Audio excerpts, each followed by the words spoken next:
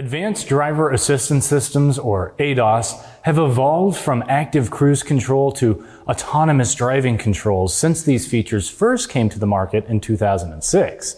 If you're the age of the average driver, 47, you've seen a lot of changes to multiple technology systems within your vehicle. One thing that has remained consistent through the years is that customers complain that the vehicle or technology did something unexpected, like a false activation light. Many false activation scenarios are focused on one malfunctioning sensor. However, with ADAS, the cause of a false activation is likely more mechanical. Let's talk about why that is.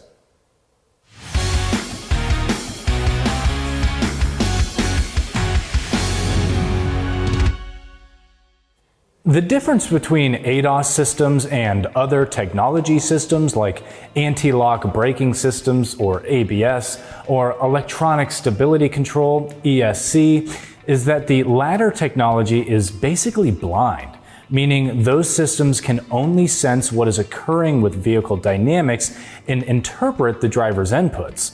However, ADAS systems sense things outside the vehicle like lane markings and other objects using cameras, lasers, and radar. Generally, false activations range from the automatic braking system stopping a vehicle randomly, like when pulling out of a parking spot, to activating a lane-keeping system when the customer does not expect it. To resolve these complaints, treat them like a drivability problem with a condition, cause, and correction. The condition caused by the ADAS activation could be normal. It might be a warning or the activation of the brakes or steering. To understand the condition, know the criteria for activation of the system. For the most part, ADAS features don't activate until the vehicle reaches certain speeds. It depends on the OEM, but pre-collision systems might start working between 5 and 10 miles per hour, while lane departure starts to work above 25 miles per hour. The takeaway is to test drive after calibration.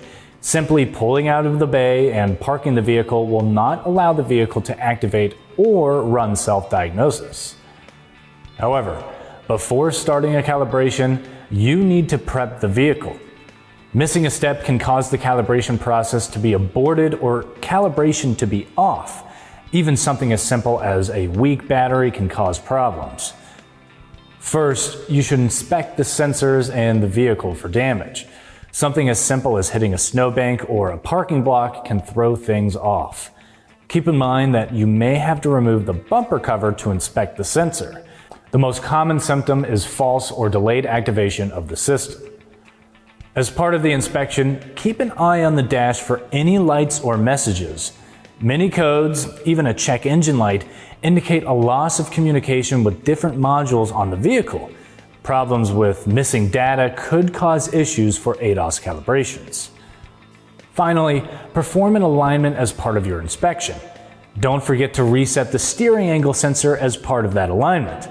If you don't reset the sensor, that might cause a steering pull and issues with the electric power steering system and may make the vehicle think a vehicle in the opposing lane is coming right at them.